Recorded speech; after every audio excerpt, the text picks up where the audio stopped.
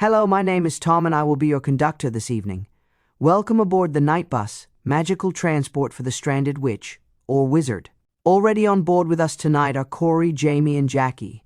Come with us on a magical journey where the hot chocolate is cold and the conversations are long.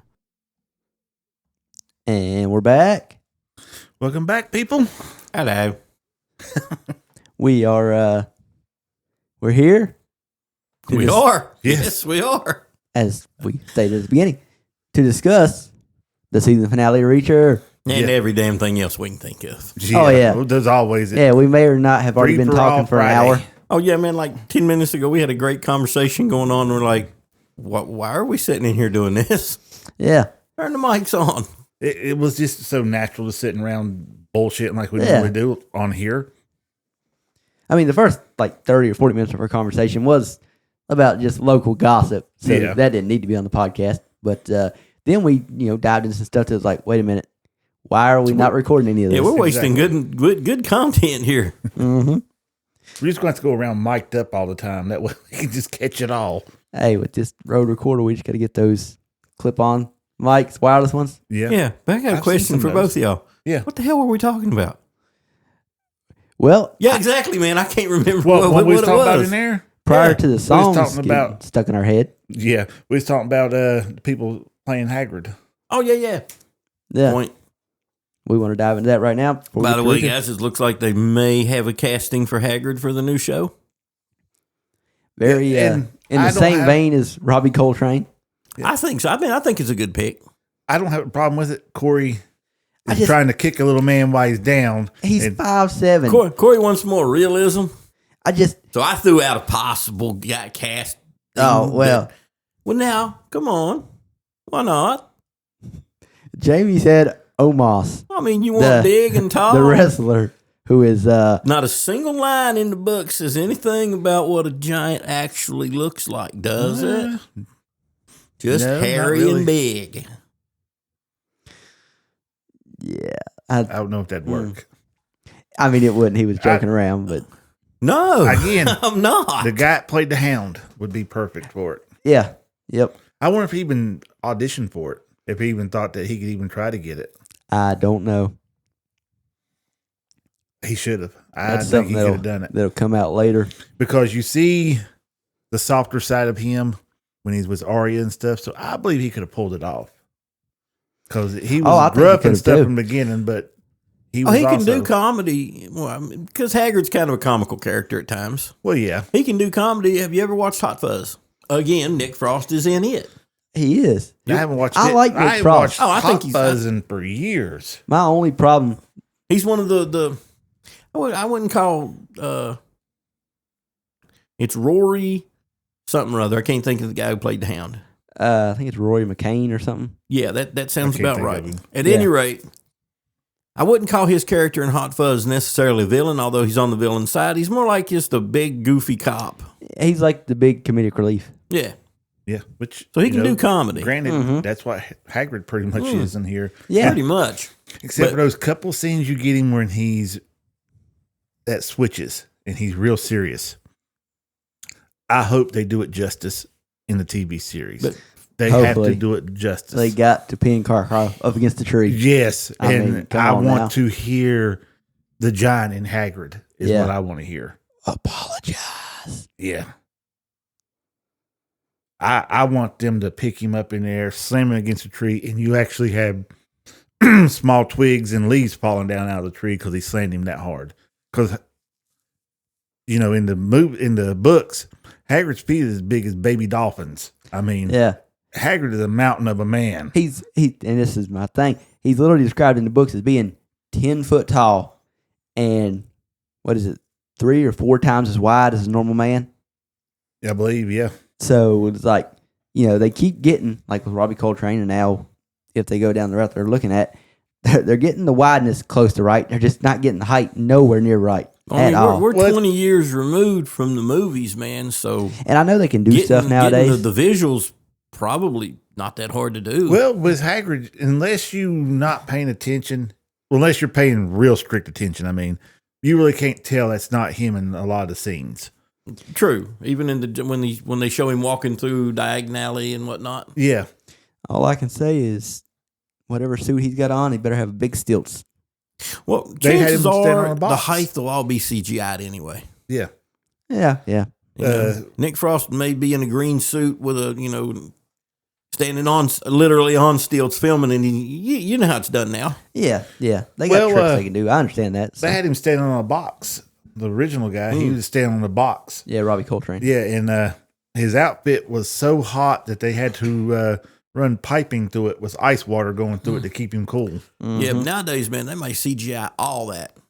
I don't want them to, though.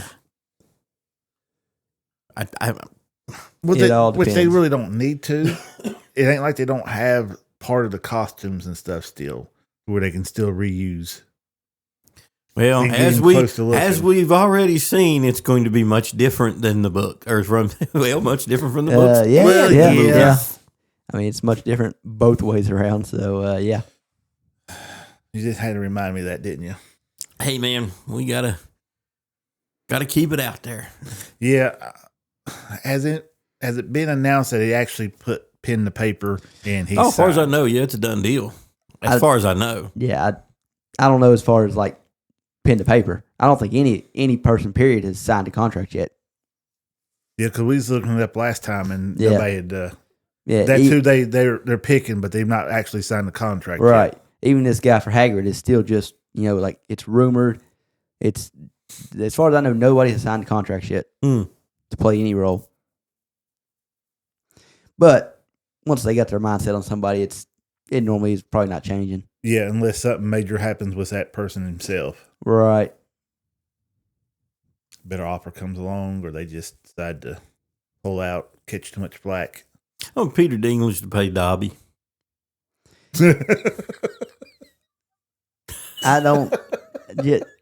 If you'd have said to play Professor Flitwick or one of the goblins, Yeah. even though he's not British, since they cast an American guy for Dumbledore, All that's out the window now. it's out the window now. My whole wanting everything to stay British, it doesn't matter anymore. We got an American Dumbledore, so And that one Screw is pretty much a definite, isn't it? that's the one so far that is. It's still not contract signed, but the producers have come out and Announced that he's he come was out one. and they've come out and he is Dumbledore. Yeah. Can't you see Peter Dinklage delivering the line, "Master has given Dobby a sock"? No, I can't. I can't see that. Not with a straight face. I can't see that line. No, he's not skinny enough. You'd have to starve him a little bit before he gets skinny enough to be Dobby. Yeah, he's too. He can handle his alcohol too good. Yeah, butterbeer wouldn't mess him up. No, he'd be down in shots of vodka. Like, come on, keep it coming, or fire whiskey. Anyway, as we said, Anyway, where are we at now? I say it's time we move on to what we're all here for. Oh, here for season- Me? Oh. Reacher? Definitely not. The season finale of Reacher. Just instant impression. You watched it. What was your just instant reaction? Soon as the Instant episode was reaction. over? It was good. It was not as good as I thought it was going to be. It kind of let me down a little bit. Because there's one main person that's in there. If you take them out, it only affects one scene. Who you taking out? If you take Neely out of there, it only affects one scene where she's holding a grenade. She shoots at a couple of bad guys, but that's all she does. Yeah, she didn't play nowhere near as important a role in this season. I thought the same thing. Not necessarily that remove her and it only affects this. It's just after the episode was over, my thing was Neely didn't use her right. They gave Neely her shine in the 8th or the 6th episode Yeah. when the two guys come to her studio. Like that was her shine for the season. And then after that, it's like, okay, now Neely's going to be here, but we're not really going to use her. She's just Yeah. going to be here Yeah. because people like her. You can look at it that way. Because she wasn't like instrumental in a whole lot of it, but she was instrumental in the biggest part of it. They're as good as dead. They're done. The Russians have got them outgunned and outmanned. They're done. Until her she little walks trick out with there the grenade Yeah. saved the day, really. Yeah, the paperweight. So instead of saving Yeah, it with as soon as she pulled the pin on, I knew exactly. I saw the pineapple. I was like, they don't even have pineapple grenades no more. when I see, And then the bottom of it, you could see was flat. I really wasn't sure because but We are talking about Bert, Neely. Blake, Bert, Yeah. whatever guy's name was. I mean, he had a full arsenal. Beck. Yeah, Beck had a full arsenal, and we already knew from what Quinn did that the guns were actually loaded. So why not have a live grenade around too? Yeah, So but it was questionable, you know. I mean, as soon as I looked at it, I was like, that ain't I mean, a now real think grenade. about it, man. You're like 99% sure a person's holding a dud grenade, but are you going to go that 1% and test them on it? Because it could be. Especially when they're Yeah. offering you Money. the Yeah. money you came to get. It's like you can take your money that you came to get and leave, or you can call bullcrap to the military woman holding We're so What out of you- order on this. what could be Yeah, a grenade. I was going to say, man, we done jumped We're right to the so damn freaking out of order end. on this shit. Yeah. Also, Neely is the one that followed the buyers and figured out where they were going. Yeah, So I all was that. okay with her amount of it. that was the Yeah. episode before, though. Yeah. I'm going to go ahead since But we're I'm here, talking about man. this episode. This point, I thought she was going to have a bigger role than what she did. I'm just going to jump to this part though, since we're already pretty much toward the end. Her Yeah. last scene in the show. What was she doing? She was eating She was munching Of on a course. sandwich, wasn't it? a bagel. So- A bagel. Okay. Yeah. Yep. She had a bagel that she tore in half. She offered Reacher half. Yeah. He didn't take it. Yep. She loves her food. Yeah. She's a foodie. Mhm. Gotta love it. I'm surprised she didn't find a bowl of cereal somewhere around there somehow or another. If she would have been in the kitchen, I guarantee she would have. But literally, that last scene we get of her, she's eating. Yep. And it seems to be a running theme with her. So I want to see if that just becomes a shtick in her show when it comes out. And I'm sure it will. I would have to. I want a T-shirt that says Puffs, Pops, Pebbles in that order. I want that T-shirt. Get you one made. It's easy. I mean, to I ain't gonna have one made. Why I don't not? want it that bad. Ain't like it's gonna cost you. It'd just be a an arm and cool shirt. leg. Give one like $20 off of eBay, Etsy. But no offense or nothing, but I'd rather see Neely in it than you. Well, yeah. I mean, maybe it's the shirt that she wears in her upcoming series, and then they're like, there "It's a you cool go. shirt." Amazon's like, we should make that shirt and Oh, sell they it." will. Dude, you can probably find it right now. Oh, I wouldn't doubt I'm it sure one some bit. Etsy people are cranking it Oh, out Etsy people right definitely now. have. Didn't Amazon have where you could get their whole outfit? Everything Oh yeah, they wear. Amazon still does that with all Yep. their original shows.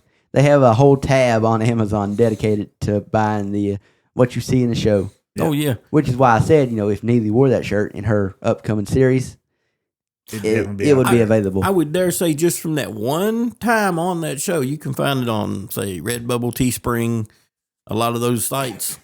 Somebody's cranking them out right now. Oh yeah. Mm. Well, we gotta get back to the front of it because Yeah. I jumped us straight to the end. But that was the only thing I didn't like is they didn't use Neely like I thought they would. Yeah. The episode kicks off with Reacher on the phone with Neely, Yep. and she's asking, "A trap, Reacher, a trap. What do you mean?" And he's like, "Gotta go, Neely," and just hangs up on her. Classic Yep. Reacher.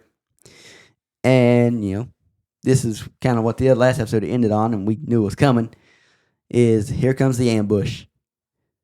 The ATF is getting ambushed by the bad guys. Reacher is overlooking Popping it all, heads. so then he kind of starts a counter ambush. Wow. Yeah, they're sneaking in. They hadn't even fired a shot yet. He fires the first shot and sets Yeah. it off. Yeah. I think he shot 2, and then it all popped off. Mm-hmm. Then you had Yep. ATF Yeah, he members sniped getting 2 of shot. them, and it had all kicked off. Beck dove into his SUV and ducked down for cover. I don't blame him because he didn't know what was going on. Yeah. Now, All right. did that happen before or after the truck scene? Or did the trucks rolled in first, right? No. No, Okay, never No, mind. Oh, okay. no. That happened as soon as all the shooting Yeah, started that taking was off. pretty He much the dove- opening, wasn't it? Yeah, Yeah, he that's dove literally right the in. Apparently, he didn't bring a lot of rounds for that sniper, though, because after just, I don't know, a handful of shots, he's going into battle with just a pistol. Well, unless it had iron sights on it, with that scope being on there, it's almost pointless. I understand that, but I'm sure he didn't lose an angle on everybody. There's still some people he could have sniped. Oh, yeah. But it's Reacher. It's much more... It's much more fun to watch him go into battle. But remember, when his team was together, wasn't Neely the sniper? Oh, yeah. Neely's the best shot. Yeah. No, when he had the team together... It was the old guy who passed away. That's right. That was his sniper. Yeah, that old man. Yeah. Oh, yeah, back then. But I thought you were talking about just like when they had the 4 of them together last season. Neely was the best shot. Yeah, Neely was their marksman. Because he said, "You're the best shot." She said, "Yeah, but you can't run." And he cannot run to no, save he can't. his life. No. But there ain't a whole lot to talk about with the ambush scene. It's an ambush scene. Basically, as you'd expect, everybody ends up dead except for Reacher and his 2 guys and Beck. Yep. And then 1 truck driver. I feel sorry for that truck driver. Oh, yeah, especially later on. Oh, oh my God. That was like... anything to tie him up with. Reacher. What do you do? Yeah. Yeah, they get into the truck. He catches that truck driver getting ready to send a text. Reacher's here. He said, Delete that. Delete that. Now send this. Yeah. And he's like, everything's okay. Heading back now. So, what was the main bad guy? Beck. No. Oh, Quinn. Which, if you watch this episode, Quinn acts like a little bitch in this episode. When he's talking to all the other guys, he's like, he cowers down to him. Whoa. Was I the only one that seen that? Till the end, yeah. No, he did, but it was... He's just wanting to get paid and get out of there. Yeah, he knows the heat's on. He wants to get his money and get gone. Well, I get that. It's just the look he had. If you go those back, were and heavy watch hitters again, there with him. I mean, you could look at the submissiveness in him. You just look at him, you can tell he was okay. I'll do whatever you say. Just let's hurry up. Yeah. He wanted the business part taken care of and go. Yeah. Versus what you see all the way up until the last episode, all the way up till the end. Up to that point, he's dealing with all the men under him. So, and he's the top dog. In that room, he wasn't. I get that, but man, I just didn't expect it. Yeah, you get glimpses of it in like the previous episode when it's just you can see things are falling apart around him, and he's starting to lose control. So this was kind of his, as I said, just all right. Buyers are here. Let's get this sale done. I'll do whatever I got to do to get this sale done, then I'm getting out of here. I'll go somewhere else, and I can be the big bad dog there. Yeah. But things are done here. Things are done for me. I got to go.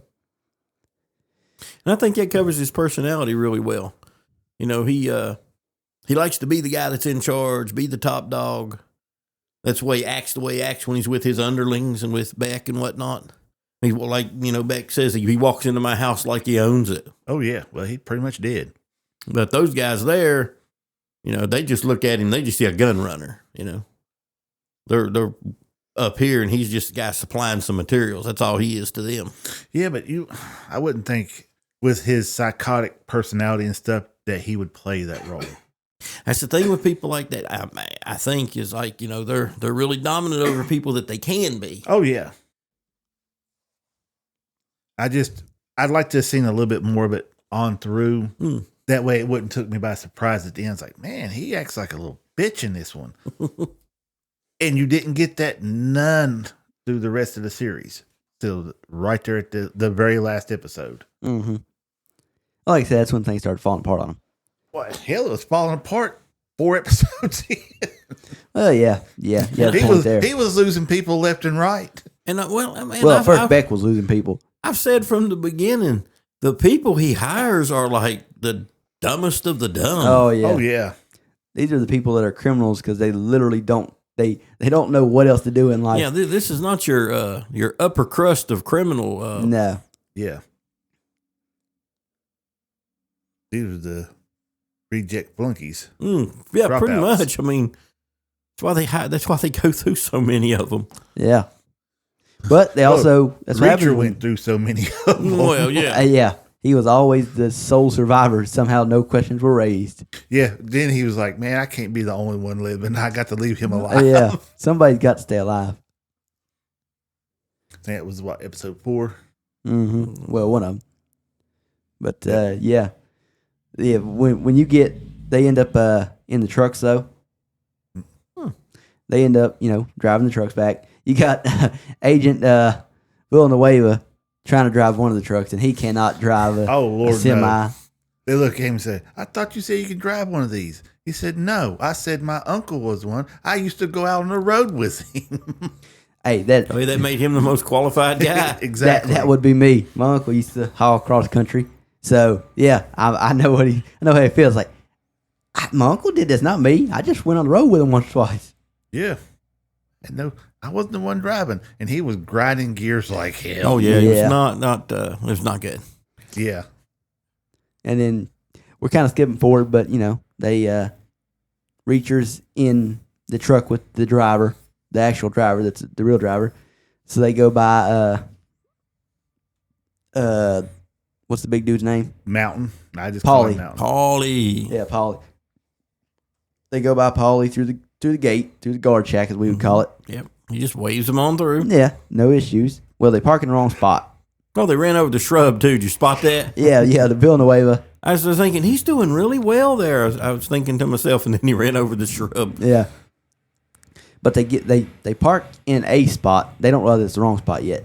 Yeah. And Reacher, basically tells the guy, you better hope I can find some rope. This is the funniest part of the episode to me.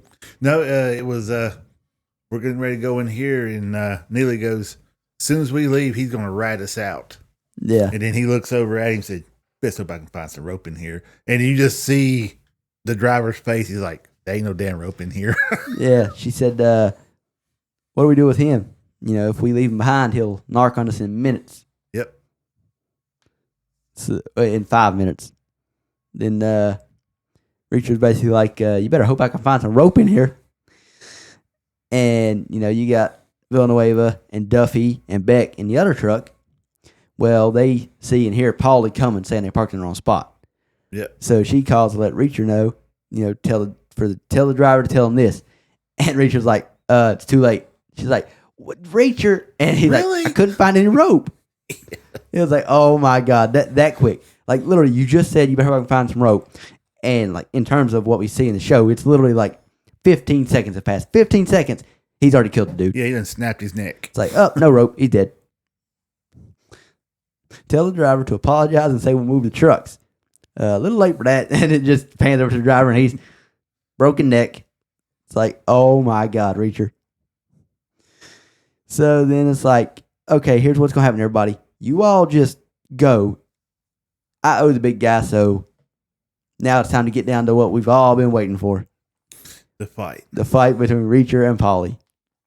And it did not go nowhere near the way I thought it was going to go. It went exactly how Jamie said it was going to go, which was freaking wild. Yeah, Nailed it. I watched this Thursday morning. It comes out 3 a.m. Thursday.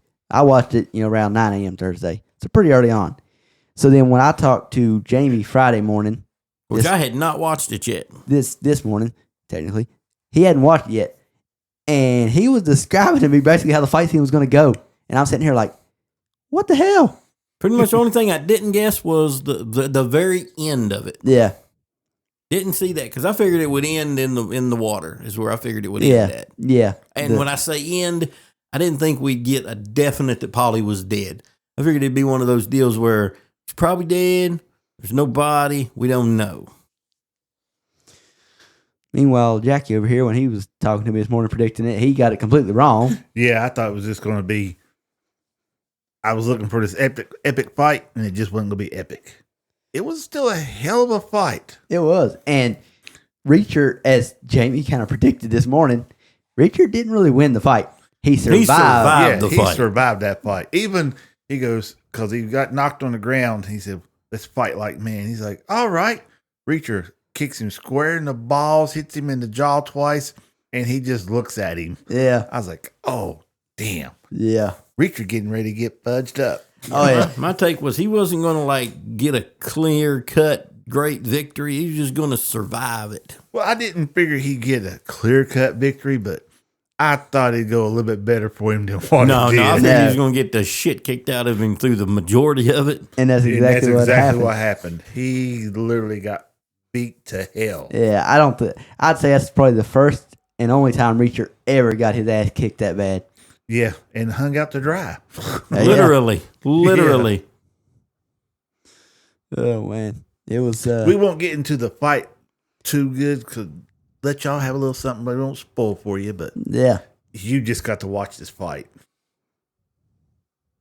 Oh, I mean, it was well shot, well choreographed. I mean, it was good. That as I told them this morning when I was kind of like I didn't want to spoil anything for them because they still hadn't watched the episode, but I was like there's certain things in the episode that they live up to the hype that we're building. Certain things didn't, but certain things did. That was one thing that did. Mm-hmm. Like, I mean, Jackie's been talking about it for weeks now. It's what he couldn't wait for. Oh yeah, the big fight. You talking about getting hung out to dry, and we're not going to reveal too much, but at that point, Paulie thinks the fight's over. Oh yeah, he walks away, and then he hears a sound behind him. He turns around and goes, basically, really, or something. And later on, after another long section of fight, Reacher thinks the fight's over. Walking away, hears a sound behind him, and guess what? Here comes Paulie for round 3. Yeah. Yes. I mean, again, not going into too much detail, but there's a point in the fight where Paulie grabs a full-blown body punching bag, like a body-length punching bag, and just swings it like a baseball bat. It's like, oh my God. And hit the man. That would be like hitting a man with another man. Yeah. Yeah. I was spoiled a little bit.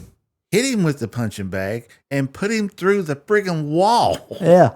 It was honestly, it was like Captain America-esque. Yeah. Yeah. Like when you're watching, Avengers, the very first Avengers movie, and you see, when it first shows Captain America and he's hitting the punch bag and he just knocks it clean off the thing and he just picks another one up and hangs it.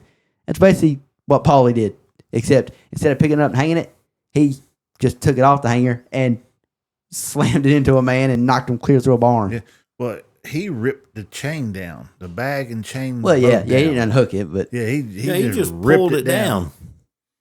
Which I was hoping to God he didn't snap that chain when he done that. I was like, well, definitely would not want to mess with him because the first thing in my head, I'd kick him in the balls. We found out that won't do a damn bit of good. There's also a point in the fight where he grabs Reacher by the legs and starts to drag him. I thought for sure we was getting ready to get to see like a Hulk ragdoll thing. I thought he was going to start just ragdolling Reacher. I was like, oh my God, is he about to do the Hulk on him? Nah. And, they took some creative license with this fight because the blows those men took from each other. Oh, yeah. Should have killed one or the other. Oh, yeah. Yep. Which that's what they was trying to do. Didn't quite happen, but damn. Yeah. So, meanwhile, while all this fighting's going on outside. Oh, no, what's his name? Villanueva. He's got his own battle going on. Yep. My thing, there's a party going on. When they get inside, you've got Villanueva, Duffy, Neely, and Beck. They go into the basement. Their whole thing is we can't, make any like disturbances, otherwise it'll alert them that we're here. So they're like, we can't kick a door down and get your son out. Can't kick a door down. We can't go out, guns blazing, shooting. Yet you got the gigantic battle that's going on outside that apparently is raising no bells. Even to the point of the finale of the battle, apparently didn't raise no bells. Which was weird. Exactly. In the house, Villanueva ends up in a just knockdown drag out in a bathroom. How does nobody hear that? Well, somebody did hear it. Yeah, somebody did. His son. Yeah, well, his son that wasn't part of the battle. Beck's son. Yeah. Was the one that heard it. And it's one of those that's like, and they keep on with this, we can't fire around. It's like, a gun is not as loud as what's going on right now in this bathroom. There's a lot of partying going on downstairs. I mean, there's music, a live band that's playing. I completely agree, which is so why. A floor away in a house that big, I could see where nobody could hear it. That's why, but I'm getting at that is they could have just shot these guys. They didn't need to try to go oh, we can't make any noise. We can't fire rounds too loud. It's like, no, that's still quieter than the knockdown drag out in the bathroom that destroys half the bathroom. Taking the door and beating it into a dude's head. Yeah. I thought we lost him right in that scene. Yeah, because I knew he was going to be dead or what's her name was going to be dead. Yep. One of the two. That's one thing that we were all wrong about. Yeah, I missed on both of those marks. Yeah, somehow they both survived. We all thought, I think we all three agreed that probably both of them were going to die, but definitely one of them was going to die. Oh, yeah. And somehow they both survived. I was not expecting that. I wasn't either. But that, what I just described, that was my biggest nitpick of the episode was just, and you see it in movies and TV shows all the time. When anytime you've got guns involved, they got to figure out some way that it's like, oh, we can't use a gun because of this or this or this. And that was my one gripe with this episode was just the reasoning for not being able to fire. Just it didn't work because of just how much of a knockdown drag out that scene was. Oh, yeah. And somehow nobody heard it apart from the son.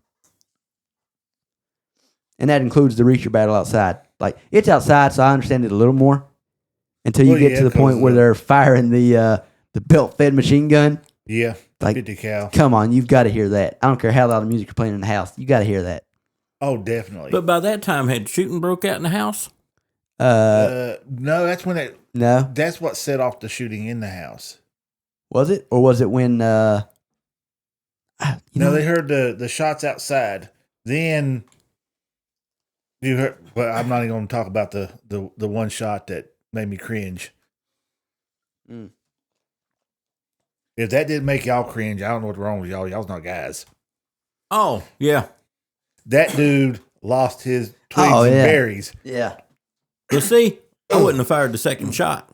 I wouldn't have either. I'd have just left him. Oh, there. okay. I know exactly what you're talking about now. Yeah. I was going to say, how do you not know what scene? I mean, she did warn him.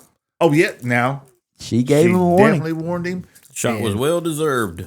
Oh, yes, it was definitely well deserved. The way I look at it, she let him off easy. Yeah, because with the second shot. Yeah, you could have just stopped with the first him there shot. to bleed out. But if you like Reacher, don't leave a enemy behind to come back to get you. So. Oh yeah, I mean you got to stick to Zombieland rules. Double tap. Yeah, but good God, I don't think he would have got up and done anything. I wouldn't have. No, but he would have been screaming so much that it'd be a distraction. Yeah, it would have been those things you're fighting and he's just still screaming. It's like just pop, shut up. Yep. But, now I liked her little combat role she did in there. She popped him, his guard come in, she does a little combat roll, come up and pow, right in the head. There's a lot of headshots in this one. I don't know if y'all noticed that or not. Yeah. There's an awful lot of headshots. It was I mean, the fight in the bathroom, the fight with Reacher and Paulie. There's a lot of good fights this episode. Oh yeah. Duffy had her. Basically, everybody got their moment this episode except for Neely. Yeah, because they gave Neely her moment in episode 6. Yeah, Paulie kind of got me because he was doing everything like he should. Back up, grab your gun, 2 fingers, drop it in the commode, shut the lid, back up, and then he turns his head to shut the door.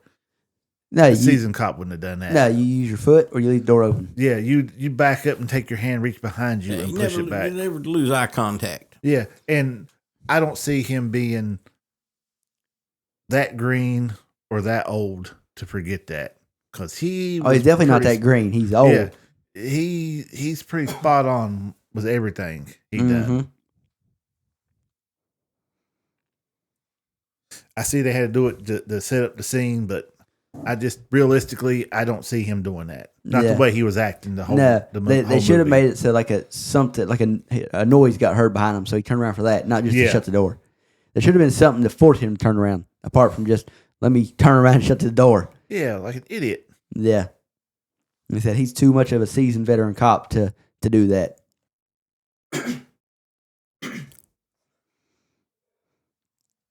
Then, we got to talk about Neely. She's in full suit and tie, playing like a waiter, and she gets busted by, I guess, like the head waiter. Yeah, well, that's another thing I didn't like about her character, because I mean she was Yeah, she was lazy. It was too clear, obvious right, what she was staring at and what she was doing. Again, which is not my Neely. Neely's not like that. She would have seen him, and she would have just worked her way around the room to where he was at. Yeah, she doesn't have the, she doesn't even really know Quinn, so she doesn't have this big grudge against him like Reacher does. She just knows of him because of Reacher. Right. So, like you said, Neely's not the type to forget where she's at and what she's supposed to be doing. Yep. But it does set up a little funny scene. Yeah. Yeah. Yeah, that was cool.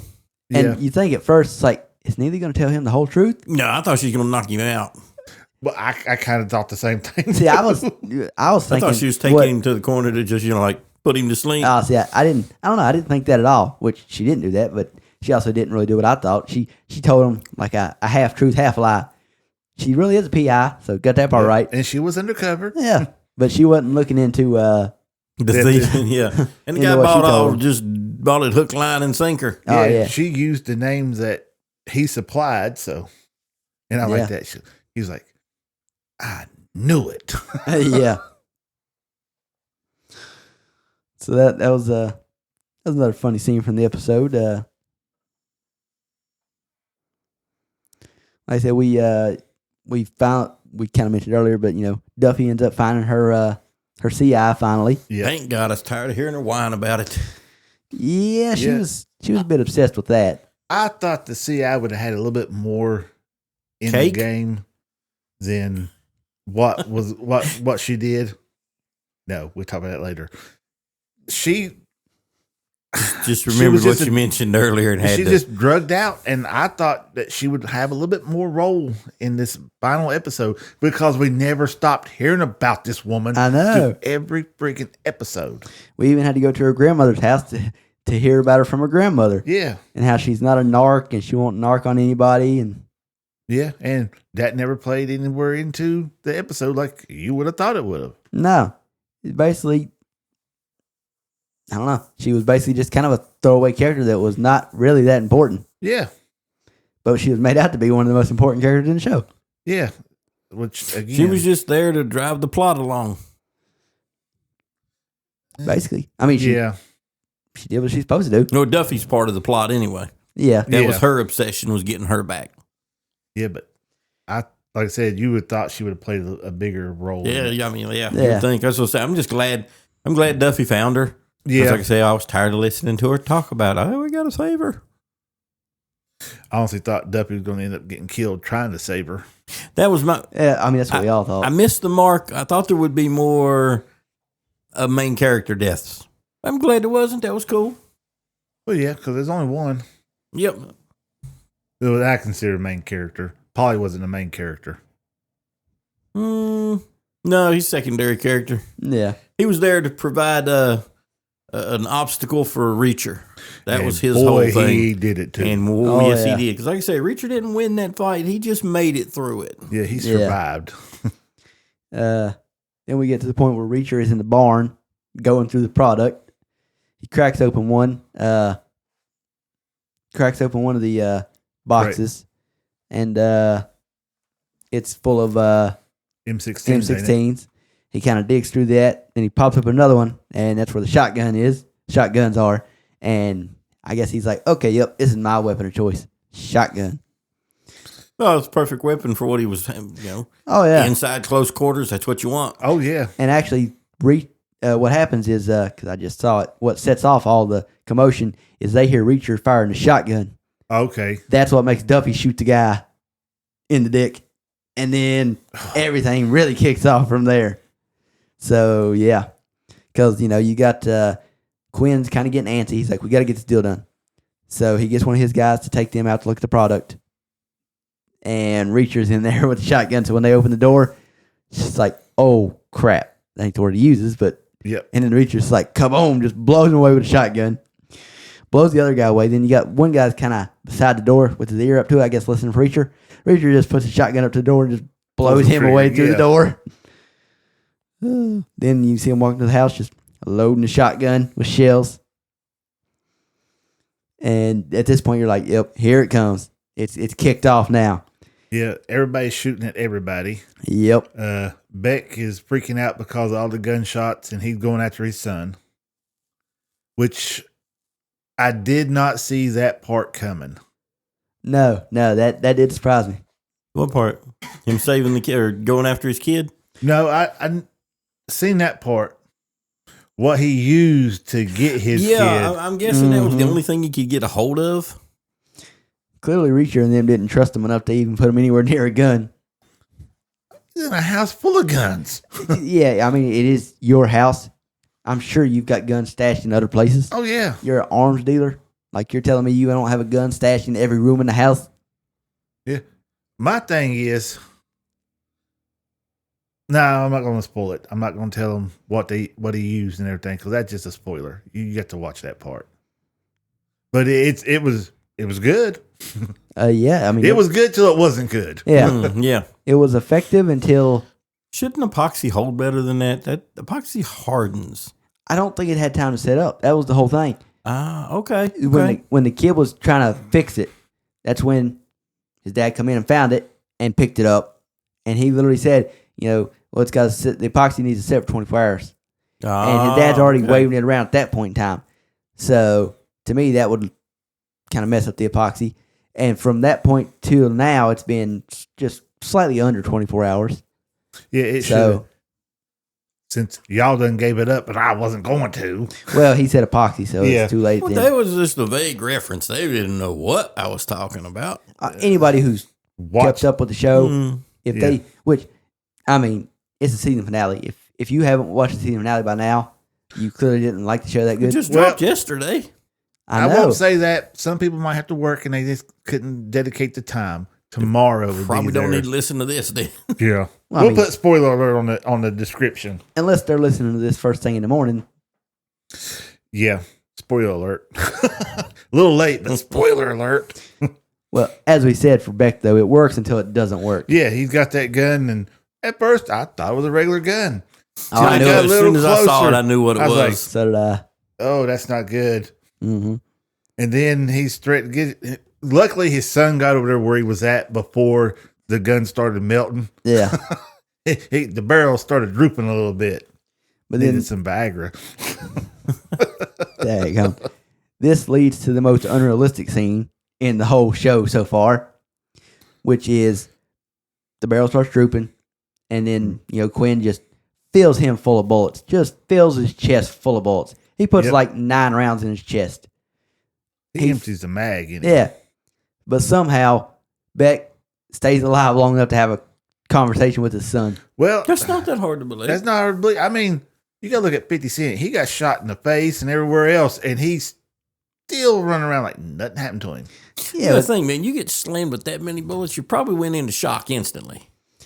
Yeah, but and you're running on pure adrenaline. Oh yeah, he was running on adrenaline. It's spread. I mean, he's got it spread all across his chest. It's not like he took 9 straight to the same area. It's spread he's got punctured lungs. Yeah. It had to hit an artery along with maybe just straight his heart. You're bleeding out inside, but if it didn't go right through your heart. Well, he should have been dead within 5 seconds. He should have been dead. But I don't know, man.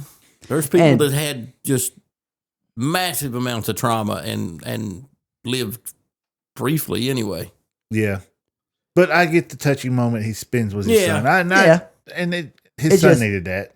I don't know. He was, and I understand if he got shot once or twice in the chest and he's bleeding out and he's going to die.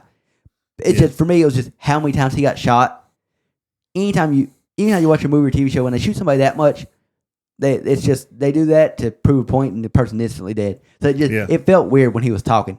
In the moment. Yeah. Normally I overlook that type of stuff because it's it's a TV show, it's a plot, But this time it was just when the son goes over to his dad, I'm like, buddy, he's dead. It's too late. And then he starts talking. I'm like, you should be dead, man. The power of love, man, will do amazing things. I mean, clearly that's what they were trying to say. But this leads to Quinn making it outside just in time for the Russians to show up that he owes money to. Yep. Then we get Reacher coming out hey, hold on. Literally right behind him. Yeah, you can't have him. It's we got business with him. So do I. We've got a lot of guns, and you only got one. And then here comes Villanueva. Yep. Up. Okay, now you got two guns. Up. Here comes Duffy. Okay, that's 3. And, he's still clearly outnumbered. There's, I don't know how many Russians there, but they're all holding automatic weapons, and there's a lot of them. So, He's the Russians basically explaining to them, you clearly got people to answer to, you don't need this. Just, we're taking this guy and we're leaving, and that's that. Then here comes Neely with the bag of cash. Yeah, so how about we buy him back? Yeah. And Quinn was like, I told you I had the money. They stole it. And they punched him. Yeah. Yeah, it was Quinn. Never mind. Punched him square in the gut, knocked the air out of him. And then basically they're like, why don't we take both? And Neely's like, well, why don't you take neither? She throws the money down and pulls a pin on her paperweight grenade. Yep. And, basically, gives them the choice. Mexican standoff. Because that's what Neely's great at, is explaining the situation clearly, the way you can understand it. Like, you can take the money and leave, or you can shoot us and I drop this and we all die, and then you get nothing. You don't get Quinn, you don't get the money, and you don't get to leave here. That guy looks there and said, well, we came to get the money. Yeah. So he gets one of his lackeys to go grab the money. I thought Reacher was just going to kill them all anyway, but I didn't. Nope. Well, you were right then, because they get Quinn, they throw Quinn to Reacher, and then the Russians leave, and then Villanueva and Duffy make their exit. Yeah. And then Neely says, do what you got to do, boss. Well, you can't just say to make their exit, because they make some nice little comments before they take off. But we'll let that for the show. Yeah, because that Villanueva mentioned, you want to put the pin in that grenade now? Yeah. And she's like, it was just deactivated. Yeah. Beck was using it as a paperweight. That one, the cop woman, she was looking at him and said, I'm going to call my CI an ambulance. It'll take a while to get here. So you've got some time. Yep. And then Neely looks at him and, do what you got to do, boss. And then walks off. Mm-hmm. And this is the part that infuriates me the most. This is the part, remember earlier when I said there's things that lived up to the hype and things that didn't? This is one that didn't quite live up to the build-up that we got to Reacher and Quinn. Yeah, because Reacher looks at him, you don't recognize me. He's like, no, who the are you? And then Reacher says, all that matters is her name was Dominique. Then he starts thinking back. Mm-hmm. That triggers a core memory. He said, now you remember. And that was all Reacher needed. He just needed him to remember before he pulled the trigger. Shotgunned his head clean off top of his body. Blew his head off. Which no danger of him getting away from that one. No. Again, he should have just literally beat him, broke him, made him beg for mercy, then took him out. Not with a shotgun, but with just snapping his neck. That's where you might have wanted the scene that Neely had in the other episode where it's like, I called you an ambulance and they'll be here in 3 minutes. Of course, you'll be dead in 1. Yeah. Mm-hmm. Yeah, but Reacher doesn't have that he's more of a direct person. Well, this is true too. Yeah. That was his John Wick moment. No playing around. I've accomplished what I want to accomplish. I'm just going to shoot you in the head and be done with you. Yep. And I mean, that is kind of Reacher's style. This whole revenge tour that he was on right there, that's not very Reacher.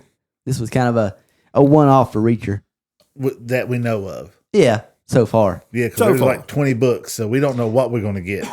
26. Well, there's 26 books. We don't know what we're going to get. Yep. Well, there's 23 books now because we done got 3 of them. But also, they're not doing these in order. Oh, I know. At all. So, which is good. Yeah. It allows them to kind of mold the story to how it needs to be for TV. Yep. So next you get the ATF in there. Yep. And they're doing their thing. Reacher's talking to that boy. And he looks at him. He said, you going to do it? Do what? Tear him down. Because he's looking at the gates. He said, the last time I talked to you, you said you're just going to grab a set of keys and just drive right through the gate. Knock them down. He looked and told him the ATF was going to freeze your father's accounts in the next hour or so. I take all the money you got in the house, grab a set of keys, and just go. He grabbed the wrong set of keys, though. You talk about noticing stuff in the episode. The thing I noticed literally right off the bat, immediately, Richard walks up to the car to get in. First thing I saw on the other side of that car, I saw the nose of a Corvette C8 sticking out. I'm like, buddy, wrong car. What the hell are you doing? Wrong car. But you got to look at it this way. That kid I don't give a damn. One of those. I don't give a damn. Plain and simple, wrong car. Why would you get in an Audi when there's a Corvette parked right beside it? Idiot. But that's not that kid's personality, though. He's more of an Audi driver. Yeah, his personality ain't let me grab the Corvette. He just grabbed a practical car. If he ever needed to sell it, the Corvette would sell for more. Would have probably. It's hard to tell how much money was in that bag. A lot. That's what I was getting ready to say. A lot. How much money do you keep stashed in a house? But this kid's personality, what would we do with that much money? Yeah. I would probably go buy a Corvette. This kid's probably taking the Audi and he's and I see him taking that money and he's like at some university or something shortly, you know? Mm-hmm. In fact, years from now, he might become a lawyer that's got to get Reacher out of some kind of problems. Oh, God. Me, I would have gotten that car. I went straight to the banks before they did freeze everything, and I would have drawn out whatever I could. Well, you do that, and then that's when the ATF. Paper trail then. Yeah, that's when the ATF's coming after you. They just let the boy walk out. Oh, they did, yeah. Well, yeah. But he left the They're not really looking for him. I mean, he's got cash. That's the cash. He starts trying to withdraw stuff. Then you got a trail. Well, he's not trying to hide. He did nothing wrong.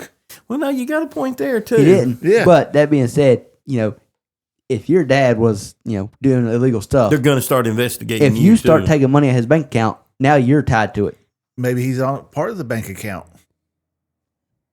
I mean, it ain't like he can just walk up to, it's a little town he's in. He probably could just walk up. Hey, I'm drawing this out of my dad's account. Yeah, as long as he done it before. But like Jamie said, it will leave paper trail back to him in case something ever happened. And it's also, like we said earlier, look how much money was in that bag. Yeah. He doesn't need to go to the bank and get more out. They had to be at least $500,000 in there. I'd say there was over $1 million. Yeah, easy. I'd go. I couldn't tell if those was all hundreds on there or some of them was 50. I bet those were big bills. Oh, probably. Being his dad. Just gun money, Yeah. See, me, if it's me, I'd have a little bit of everything. I'd have 5, 10s, 20s, and 50s, then the hundreds. That way I have a little bit of everything. That way you don't want to go around with big stacks of hundreds. Oh, yeah. Paying for everything with $100 bills. Oh, yeah. And hopefully the kid's smart enough not to go spending crazy money because that's going to. Well, you just said he's not that type of. Yeah. No, he's pretty smart. Yeah. He's intelligent. So Semi. he's going to sit on that, kind of hide it. Yep. I see him getting him a little hotel somewhere or a little apartment somewhere, and that's where he lives at. He's had the big fancy mansions and stuff, and it felt like a prison to him. Mm-hmm. He don't need it now. That's why you get in the Corvette and you just blast off. He could use it to buy himself an ear. Well, yeah. China are being able to grow them now on pigs, which I thought was weird. I don't know if I want a pig's ear. No, they grow it on their back. A human ear on their pig's back. Yeah, but they're still growing it on a pig, so I don't think I want a pig's ear. Well, he has no ear. I mean, I'm fine with no ear. If I had a chance, then the glasses just don't set right. Yeah, you ain't wearing sunglasses. Yeah, that's why he didn't take the Corvette. He's like, I ain't got no way of putting these aviators on as I'm riding down to here. Get you a racing helmet with a tinted visor. Well, I don't know about you all look that. like Speed Racer. Exactly. Oh, God. Go Speed Racer. Yeah. I like the cartoon. I just couldn't get into the movie. I didn't even attempt the movie. It's not I good. watched bits and pieces of it. That's how I knew I couldn't get into the movie. I wasn't a big fan of the show. So the movie was a no-go for me.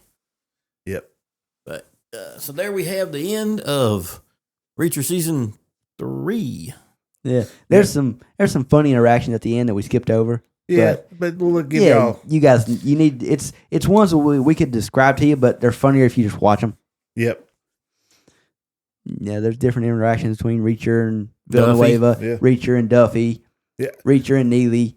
So Reacher leaving on a motorcycle normally would bother me, but seeing how it started yeah, and how it's ending, it didn't bother me this time yeah, because that's not a Reacher move. But no, that's really not his kind of thing. But no, but I can see it because now it's a motorcycle that don't come back to him. He still has freedom and stuff, just like he was grabbing on. I mean- not like in a car. by the next time we see him, he won't have it anyway. Oh Lord, no.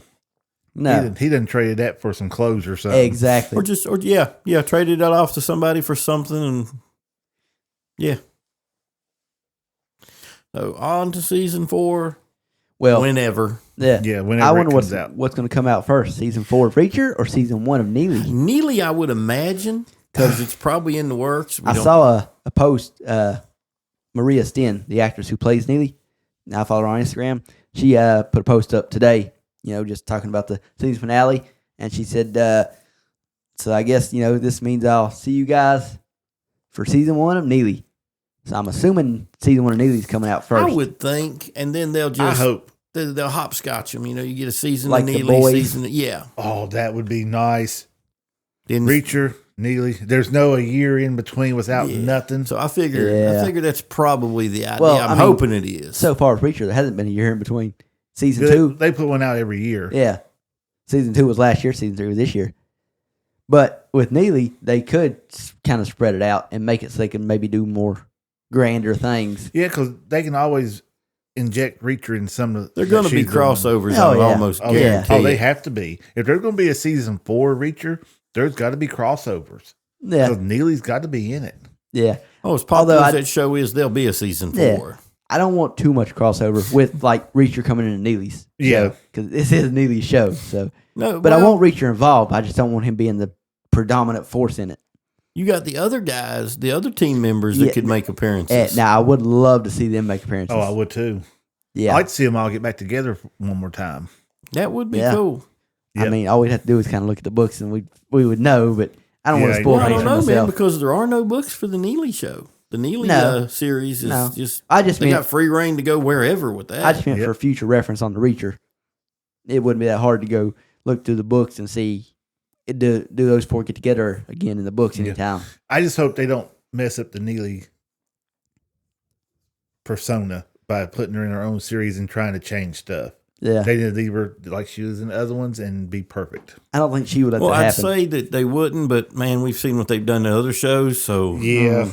you can Oh, only yeah. hope. They don't. Yeah, we'll see. We'll see. The bad thing is everybody listening to us is like, man, they talk a lot about Neely. Well, she's pretty damn good. Yeah, I mean, I think she's probably our favorite character in the show. Honestly, Yeah. probably, yeah. Yeah, like it Just a little higher than Reacher. exactly. Like Reacher's great, but Neely's just on that. She steals the scene. Any scene she's in, she steals it. Oh, yeah. yeah. So I'm sure that's the reason. She We're got not the spin-off. only ones, Yeah. apparently. No. But that's the reason she's getting the spinoff. Yep. So we'll see how it goes. Yeah. So then, what else do you guys have on the docket? Oh, I haven't had a chance Snow to talk White's to out? anybody about. God, that done horrible. I think the opening weekend, 43 million.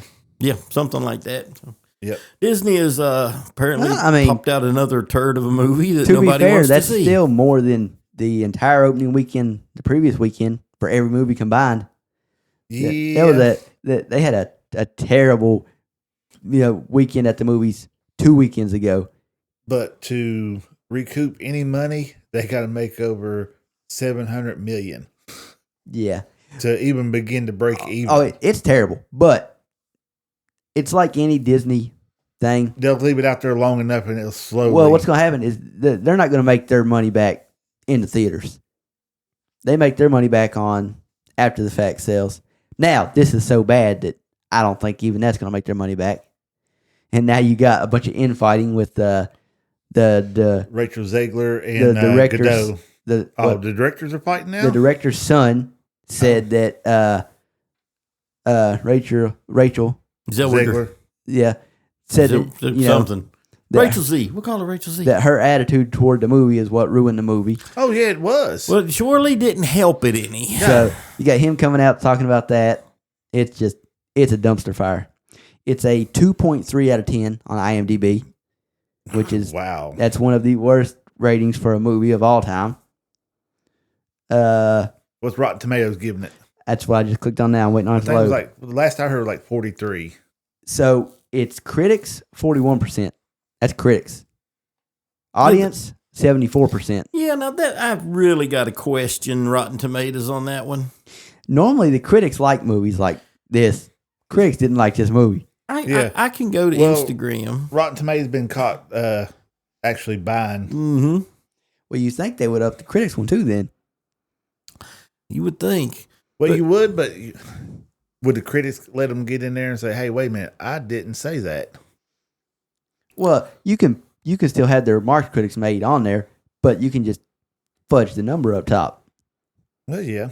But I have searched comments on a bunch of Instagram memes and clips and whatnot of the movie, and I can't find anyone so far that will come out and say, "Hey, they really liked it." But apparently somebody out there is watching it and giving it a 74. What is it, 74? Yeah, total of 74% on Rotten Tomatoes. I don't know. I'm not rushing to see it. That's for sure. No, I won't. I'm looking for the only thing I'm really looking forward to that I can think of off the top of my head is I want to see the Thunderbolts. Oh yes, yeah. Well, that's looking good so far. Speaking of that we can move on. And that's a Disney production. That's the only thing I can think of they're putting out that I wanna see. I want to see Thunderbolts. What in the world is Thunderbolts? It's an MCU. It's a. Oh God. It's a. You're gonna have to watch Black Widow. Again, watch Black Widow. And that'll give you a better idea of some of the stuff that might be good in Thunderbolts. Yeah. All right. Okay, I remember y'all talking about I think it was about 2 weekends ago. Yeah, it's a superhero team from the comics, and I don't even know if this team is accurate or not. The Thunderbolts, yeah, I mean, I don't think the members are exactly right. Yeah. But whatever. I mean, the Thunderbolts wasn't a big deal in the comics. They were like a second or third rate team. They wasn't the Avengers by no means. Yeah. Speaking of the Avengers, Doomsday, the cast so got far, everybody under the sun. Yeah. Well, apart from Spider-Man. Well, yeah, not everybody. That's true. No Benedict Cumberbatch. No Doctor Strange. But if you look at Infinity War and Endgame, not all your big superstars was in Infinity War. They showed up in Endgame. Mm-hmm. So I have a feeling, because I've heard a lot of people saying, how's this person not in Doomsday? How's this person not in Doomsday? It's like, they're probably going to show up in Secret Wars. I'm not. As far as Doomsday, I'm not going to bash it right now, as I don't know enough about it. And I did watch the new Captain America. Oh, you watched it? Yeah. I haven't watched it yet. It did not suck. From the best thing I can say about it. From what I heard, everybody said it was just boring. Like, nothing really happened. It didn't suck, but, I mean, it wasn't like the Avengers. I got to compare everything to the Avengers. But it's okay. It's okay. Yeah, I never got into the whole Marvel. Yeah, you don't like any of the stuff, but I like some of them. There was just so much of it out there. I can back up and say they don't suck about several of the good or the very popular MCU movies, though. Not Love and Thunder, but I mean, you didn't. I mean, that's kind of didn't suck. It's kind of how you feel about like the first two Thor movies, ain't it? Yeah, they didn't suck. They wasn't great in my opinion, but they didn't suck.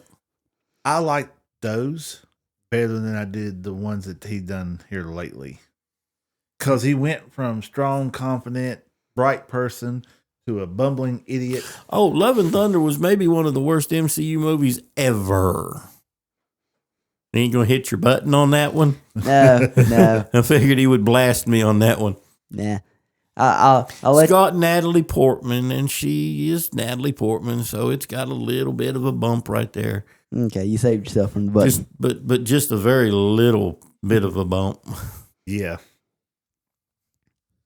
When I watched it, I won't say I didn't like it, but I have not tried to watch it again. I didn't if like that it. says anything. I've watched it once since we watched it in theaters. I watched it in theater. That was it. Yeah. So far, everything we've watched in theaters, I've never come home and watched again.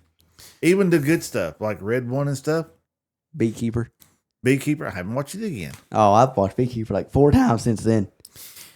And Red One, I've watched. Good God, I can't tell how many times. Only good part of that movie I can really think of is Christian Bale. But that's just because he's Christian Bale. He could take crappy dialogue and still make it decent. Yeah. And he didn't have great stuff to work with, but he made it his part at least semi-interesting. Yeah. I mean, Gore the God Slayer could have been the good God Butcher could have been so much cooler. What did you think about the X-Men they're bringing back? I mean, it's X-Men. You didn't like they're bringing back Patrick Stewart? Oh, yeah, but I mean... Sir Patrick Stewart and Sir Ian McKellen? Is this going to be like a cameo thing, kind of like it was in... I get the feeling, yeah. In the Wanda movie. I don't care if it was Doctor Strange. It was still the Wanda movie. I get the feeling that, yeah. And basically, he's on screen for like less than a minute before they kill him. I don't know why they didn't go with the younger versions. Now, I did see a scene with Ian McKellen as Magneto, and that scene looked pretty awesome. He's standing in the roadway picking cars up, and I mean, I'm assuming there's people in these cars, and just crushes them like a beer can, throws them to the side. So they didn't pull that straight from one of the X-Men movies, did they? I don't think so. Because did they? Because you remember the one X-Men movie when he completely moves the Golden Gate Bridge? Yeah, no, it wasn't in that. I think I'm pretty sure these were scenes from the upcoming movie. I mean, they have to already be filming because the movie's set to come out next year. But at any rate, I like some of the cameos that are going to be in it. Patrick Stewart's going to be there. Ian McKellen's going to be in it. You can actually tell Patrick Stewart's getting a little older now. Yeah, he's in his, mid-80s? Oh, at least. Yeah, but... for the longest time, it didn't look like he aged. Yeah, but back in the 80s, the early 80s, oh, yeah. he still didn't have no hair. What little bit he had was still white, and he still looked the same. Yeah, he looked very similar. Now, I've looked back on some of those very first episodes of like Star Trek The Next Generation. You can clearly see he's a lot younger then. Yeah. But I mean, I'm sorry, Mr. Stewart, but he's always looked like he was old. Yeah. But he didn't look like he was aging for the longest time. No. I don't know whose blood he was drinking or what, but he stayed young. Yeah, so. And also we get the Thunderbolts are going to be in Doomsday, naturally. Are they? Yeah, you didn't see that? No, I didn't, but that's cool. All them, they were on the list. Oh, good. I get Yelena and Alexi. Oh, yeah. You know what make Marvel pick up and do a lot better than what it's doing now? Take a break. Decent writers. Just a break from it. Decent writers, proper casting, and a plot that doesn't suck. Just saying. A break from it. You done beat that horse to death. Let him recuperate, eat a little bit, drink a little bit. Let it get a little bit of strength back in it before you beat the crap out of it again. Well, yeah. And it's Star Wars all over again. Well, Star Wars died for the same reason that the MCU's died. The stuff they put in it, and there's just so much of it. They thought they found a cash cow. We're going to beat this thing till we can't beat it no more, and they've already done that. Mm-hmm. Give it a break, man. Give them time to. Well, they're the people to want more. They're empty, man. They got nothing else to. It's either make these or remake old movies into new movies that are very pale copies of the real movies, and I don't know. Yeah, I don't get it. Me personally, they have all these movies that's already made. It's in vaults. All they got to do is just put them out. Why don't There's a lot of stuff sitting on the shelf that, well, it's because of maybe this. I don't really know. Let's do some research on that and see. Yeah, just bring them out and throw them out. I mean, it's got to be better than what you're doing now. Yeah, well, I'd love to see some of the stuff that they filmed back in the 80s or 90s that never hit the movie theaters. I would like to see the version of Captain America that they left on the cutting room floor. Because they basically reshot that movie like 3 times. Oh, they reshot that movie to the point that I would say the original copy is so much different, it's unreal. So we're talking like Zack Snyder type different. So I'd kind of like to see what the other versions of Captain America was like. Well, yeah. I would say probably worse. So I got scrapped. So yeah. I mean that's the way they handle movies nowadays, ain't it? Like reshoot it to death. Yeah. And seeing how they don't have to actually use film now, they can afford to do it. Oh yeah, it's digital, man. They can, as long as you got the actors coming back. I'm sure the actors. Well, I'd say they're getting paid extra, but I'd say they're under contract for reshoots. It's probably in the original working, so. Oh yeah, yeah. I don't think they're getting any extra for the reshoots. Yeah, so that's not helping them a bit. Worst come to worst, CGI them into it. Well, a whole lot of those movies are CGI, so. I'm waiting for a fully AI movie to come out. Oh, it's coming. It's coming. Yeah, because you can see some crazy stuff coming out already. People have done little short clips and stuff and everything. Oh, there's so much AI on social media, man. It's like I'm really kind of sick of looking at it. It was cool for a while. Yep. I wouldn't mind if I can get a hold of some of the software to where we could do some of the stuff. It'd be fun to play with, but yeah. Yeah. Without having to pay an arm and a leg to play with. That didn't sound right. Speaking of AI, man, I did watch the movie Companion. Any good? Yes. Well, I mean, we mentioned it last week. Yeah. But it's a good movie. I don't know if either one of y'all have seen Megan. No, I know what it's about. I didn't watch it though. Well, Megan 2.0 is in the works. Yeah, heard about that. I like the first one. I believe the second one's going to be good. I think that's, and we're already seeing it. That's the big thing that's flooding the market now, movie wise. AI based movies. AI based movies with the AI turning against us. Mm-hmm. So that's the big thing right now. They're making so many of those movies. It's unreal. Terminator all over again. Yeah. I mean, and that's the way it goes. If something hits hot, then they just flood it with it. Yeah. Superhero movies went crazy back in the day, and now it's kind of, like you said, it's just kind of overdone and fading away now. Yep. Well, it won't fade away because they won't let it. No, and I'm like you, but they probably just need to put the brakes on, let it go for a while. Yep. So then,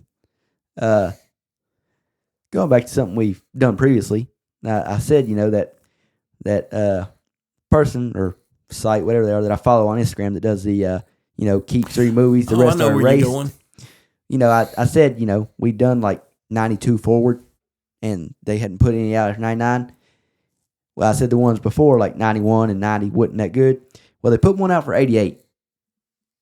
And I'm searching it up now. It's a good list. So I figured we could do it because there's more than 3 good ones, so it makes it kind of tough. Is that in the Instagram or the WhatsApp? Instagram. Yeah, you have to scroll up a little bit. So I'll start reading them off now for the people. It's kind of like we've done before. This is from the year 1988. And you can only save 3 of these movies. The rest are, if you don't pick them, they never existed. They're erased from history. Where'd they go? It starts off with Bloodsport. Where'd they go? How far did you scroll? It's on your page, right? Or your I put it in our group chat. Okay. That's why I'm not finding it. 1988? Okay. Yeah, 1988. All right, I found it. Oh, good God. Hey, you got rickrolled. That's exactly what just happened. I know that was still a thing. So, yeah, it's Bloodsport, Young Guns. Here we go. Funny Farm, Cocktail, The Land Before Time, Twins, Roger Rabbit, Who Framed Roger Rabbit, A Fish Called Wanda, Yeah. Beetlejuice, Pretty good. Willow, Child's Play, Bill Durham, Die Hard,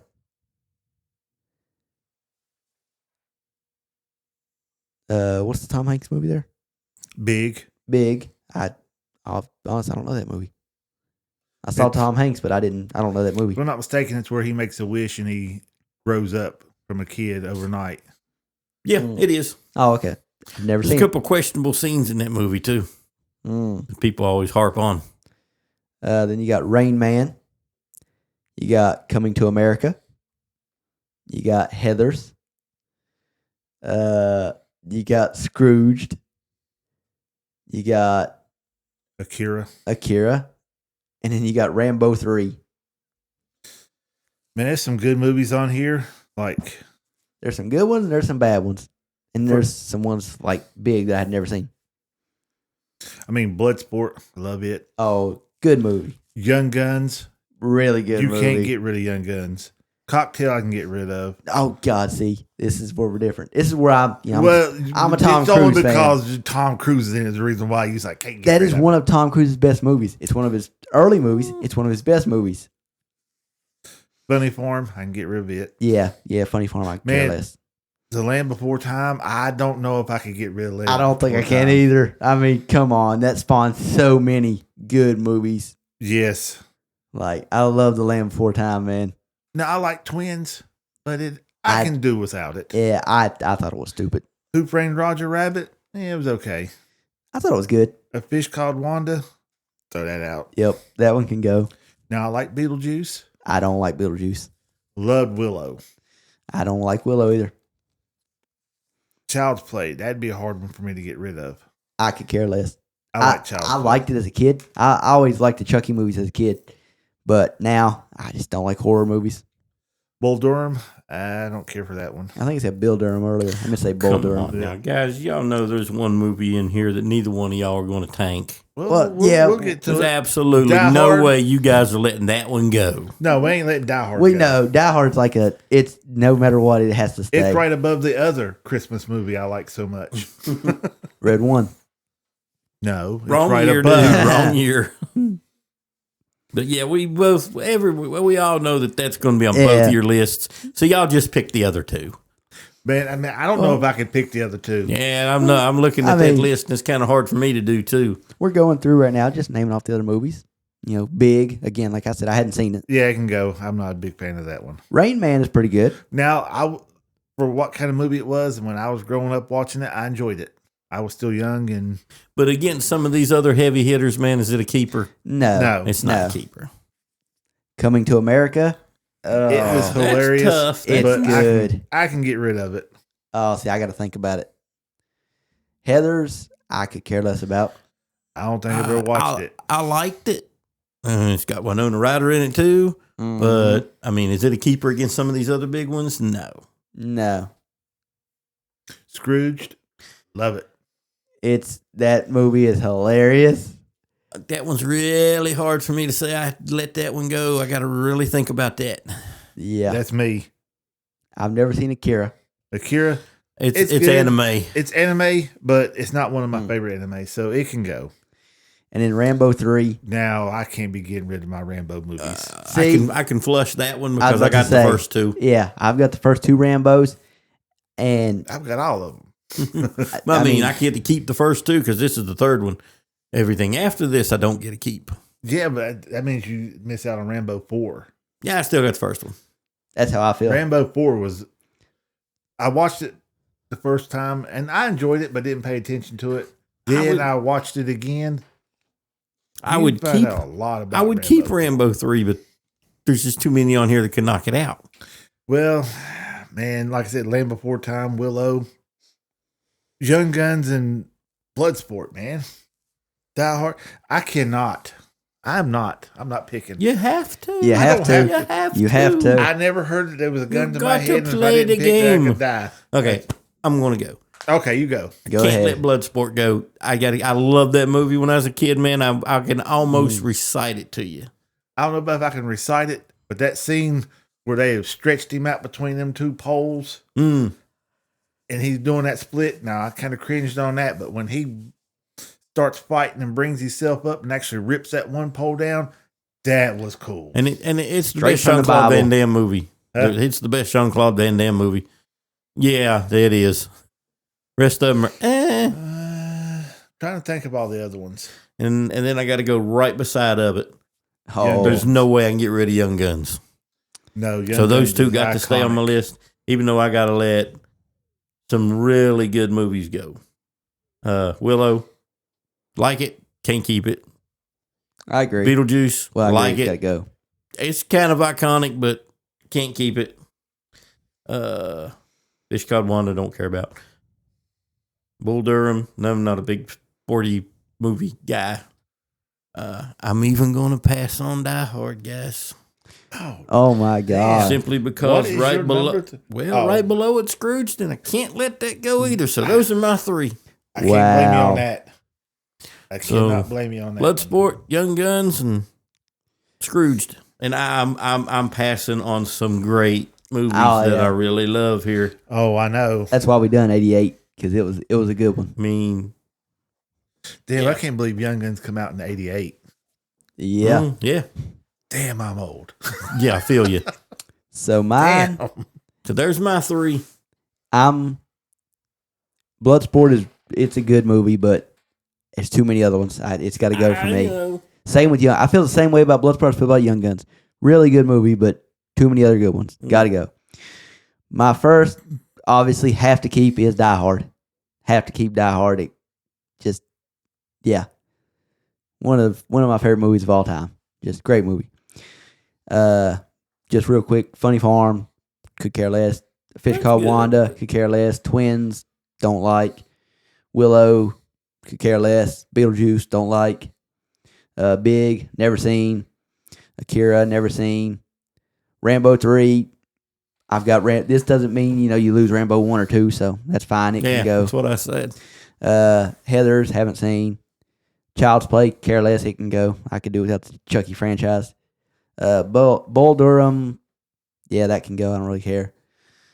So then you get to where basically I'm down to Cocktail, The Land Before Time, Who Framed Roger Rabbit, Coming to America, Scrooged, and Rain Man.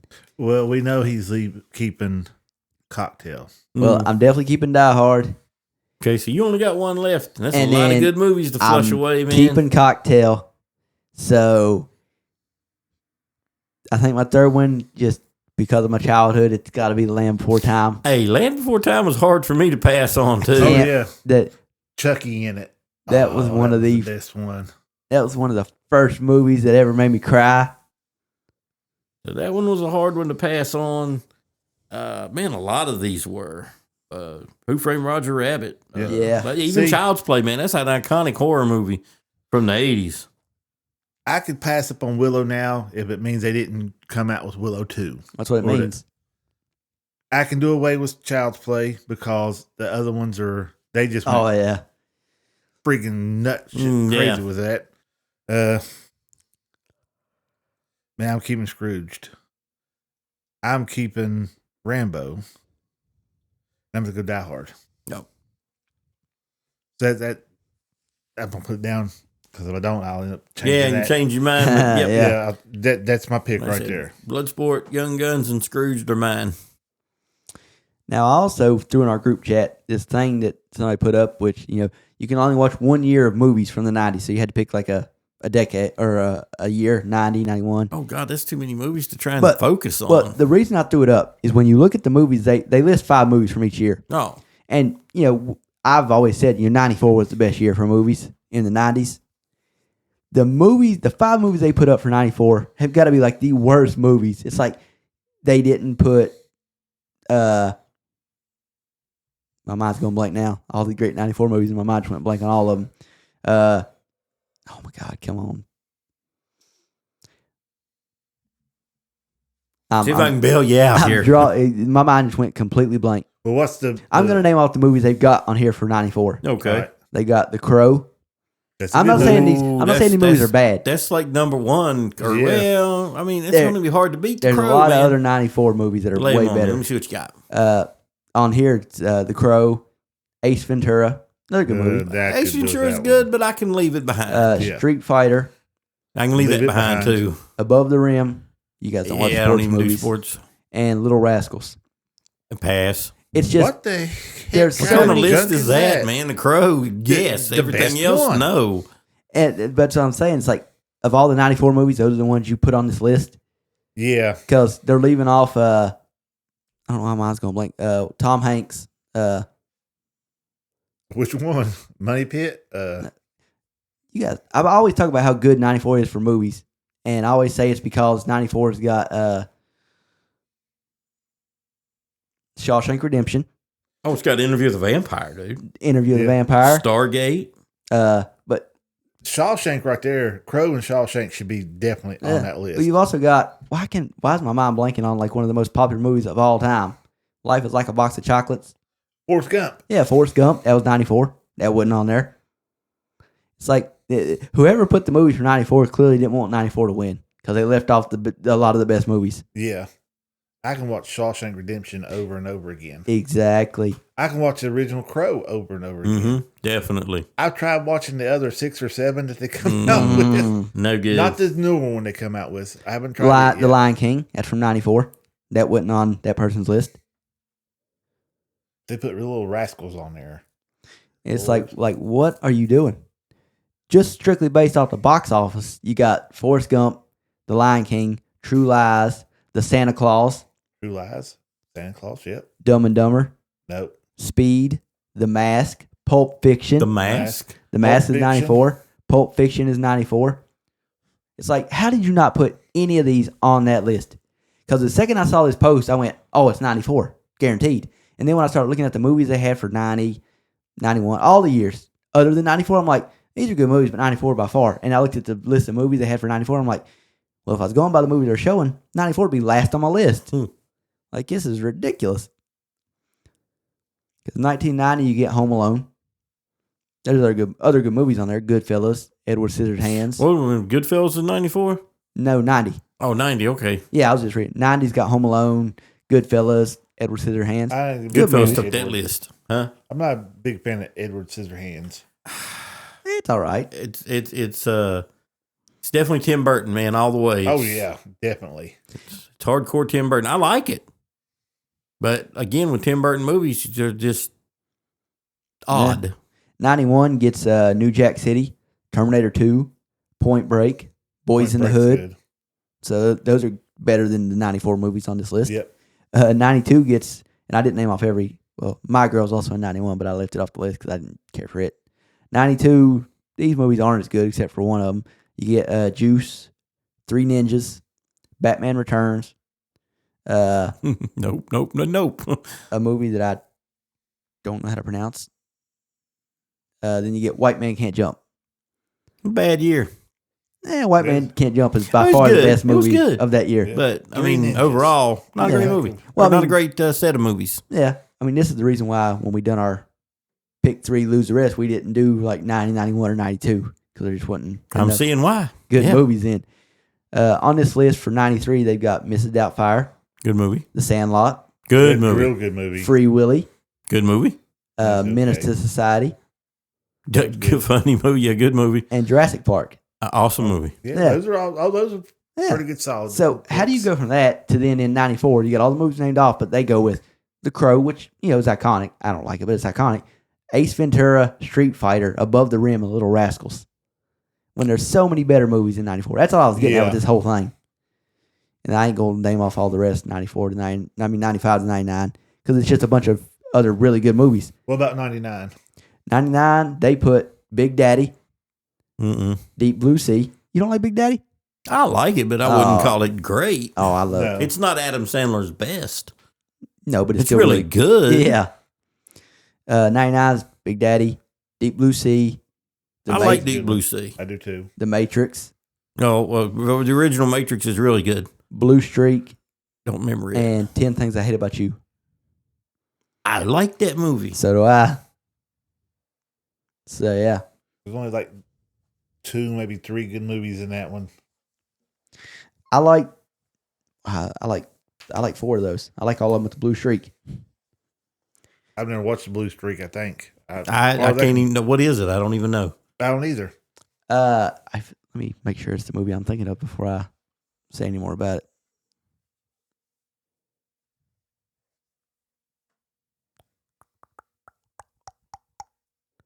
Alrighty. Blue Streak.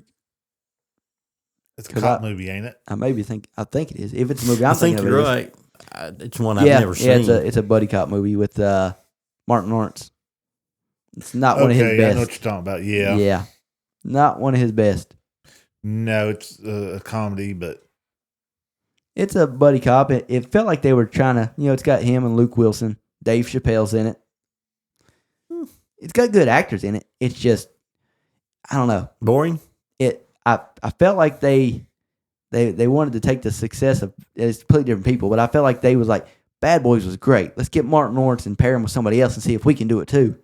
No. Yeah, it didn't work. It didn't work at all. So, yeah.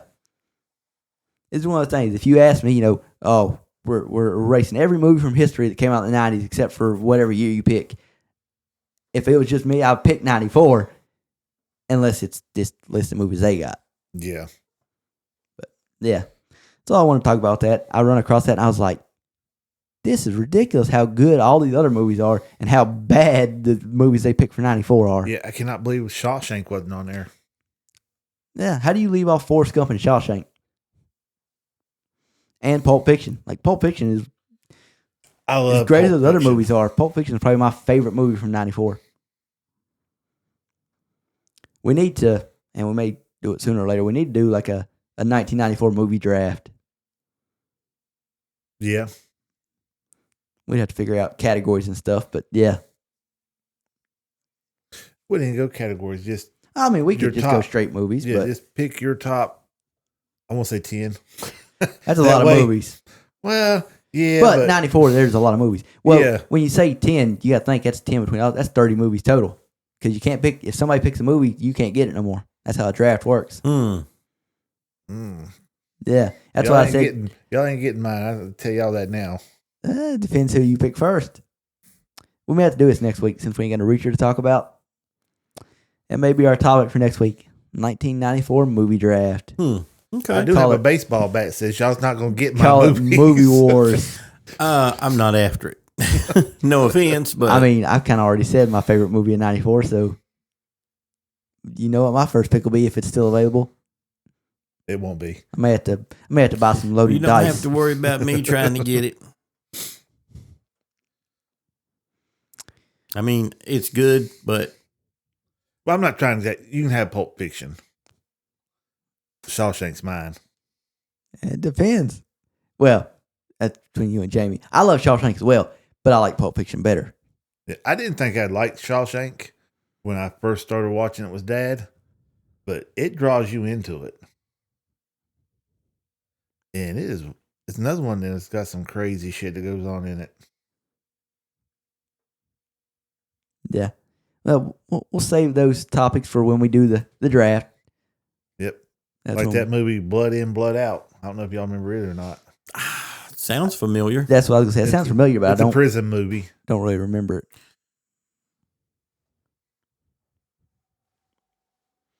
I have to find it. Sounds really familiar.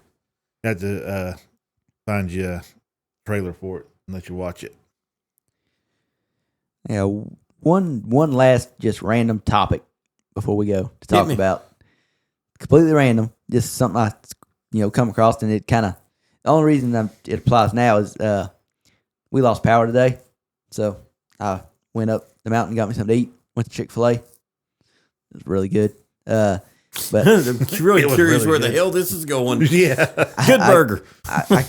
I come across this thing earlier this week. I put it in the group chat where it was like this. It's got a list of different restaurants, and it says you get to eat for free at 3 of these for the entire year. Which ones do you pick? I think I was looking at that just a minute ago. Let me get back to it and take a look. Free for a year? Completely free for I could almost pick whole year. just throw a dart at the board. Let me see here.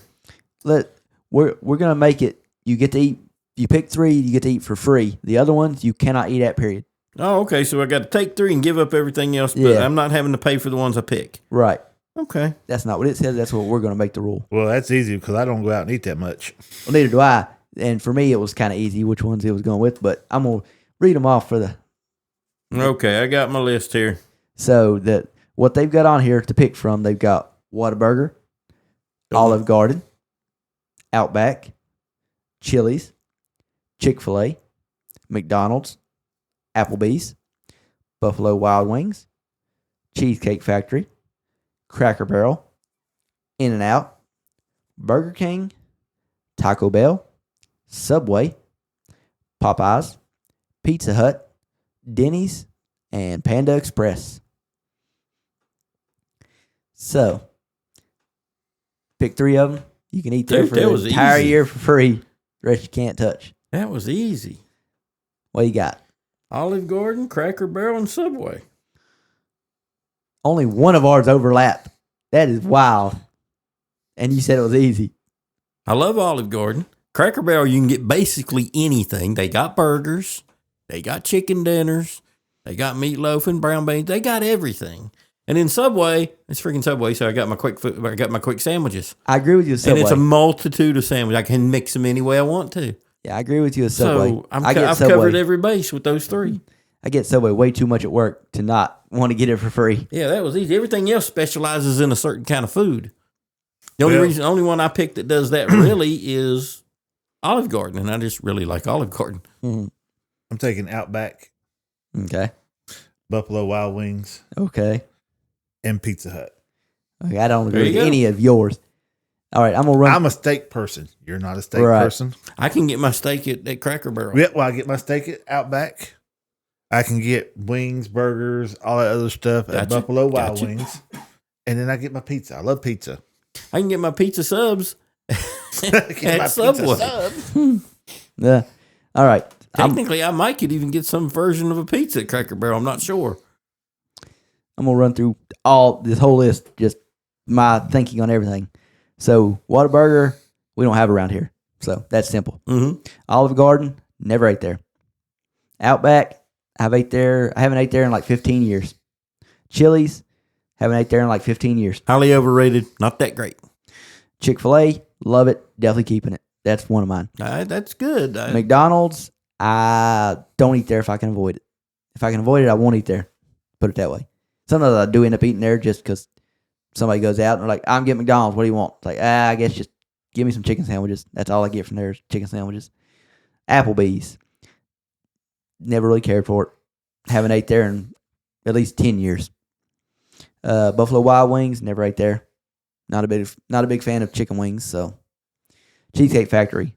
We don't have one around here. Cracker Barrel. Like it. Haven't eaten there in probably 10 plus years. In-N-Out. We don't have around here. Burger King. I actively do not like. Yeah, I like Burger King. I like Burger King. I don't know. Something about their food. I don't like their burgers. I don't care much for their hoagie style chicken sandwiches. Again, it's all specialized stuff, and I can get my sandwiches pretty much at the Subway. So yeah. Taco Bell, don't like. Their meat tastes terrible. I love Taco Bell, but I don't like it. Again, it's specialized. Not enough variety there for me to pick it for a year. You know. Yeah, I don't like it. Subway, love it. Eat there all the time. That's my number one choice. Just because I eat there so much, it would save me so much money if it was free for a year. Popeyes, we don't have around here yet. Pizza Hut, I don't like their pizza sauce they use, so I don't eat Pizza Hut's pizza. So that kind of just knocks them off the board. I eat some of the other stuff, but I won't eat their pizza. Denny's, we don't have one around here, but I love Denny's. Anytime I'm down in North Carolina, always go to Denny's. Love Denny's. Panda Express, I don't eat Chinese food, so off the board. So for me, it was a very simple choice of just Chick-fil-A, Subway, and Denny's. Subway I eat all the time. Chick-fil-A absolutely love. Denny's, I don't get to go there much, but I love. So, yeah. I don't think any of us had a big problem picking our favorite 3 real quick. No, that's what I noticed. But basically all of us had a different 3. Which is, I wasn't expecting that. I thought we was all going to have, I figured we'd all have Subway. I didn't expect Jackie not to have Subway. No. Again, I've ate there so much. Mm-hmm. I don't want to eat there. You say that. I eat there all the time, and I get the same sub. I don't even mix and match. That's me. So, yeah. I get a meatball sub with pepperoni. And provolone cheese. I get what used to be called a Subway melt. Now it's called an All-American Club. Ham, turkey, bacon, cheese. I wouldn't mind trying Panda Express. They've got one down there at Universal. I don't eat Chinese food, so. I've eaten there several times. It's not bad. If you like Chinese, it's not even just strictly Chinese. They have Japanese dishes and other Oriental dishes, and they're not bad, but it's kind of like any buffet style place you go. You just order straight off the menu, and it's not bad, but it doesn't scream special either. Well, yeah, but and some people might hate me for this. China One used to be really, really good. It has went down a little bit.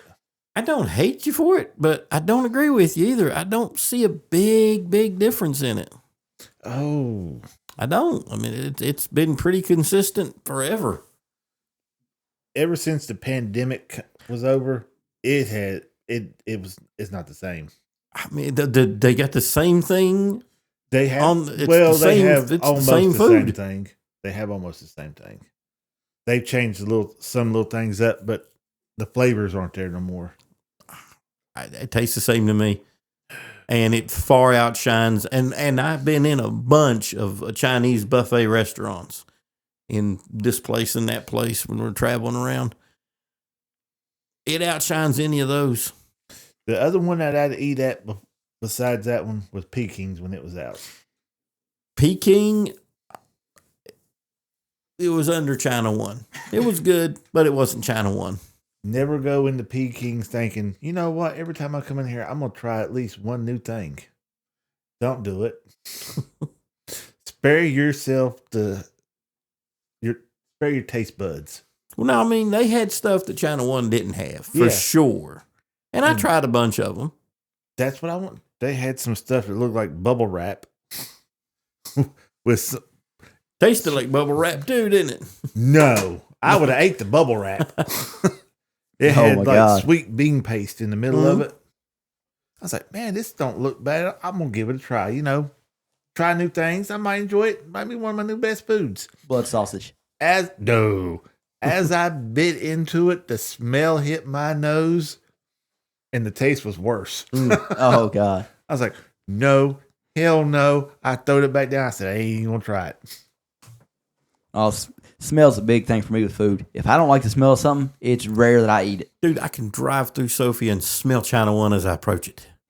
I love it. Now, I used to eat there a lot. Maybe that's what happened. Maybe you eat there too much. Well, no. Yeah, and then you went for a space of 2 years. I bet in those 2 years' time, you didn't get takeout from there, did you?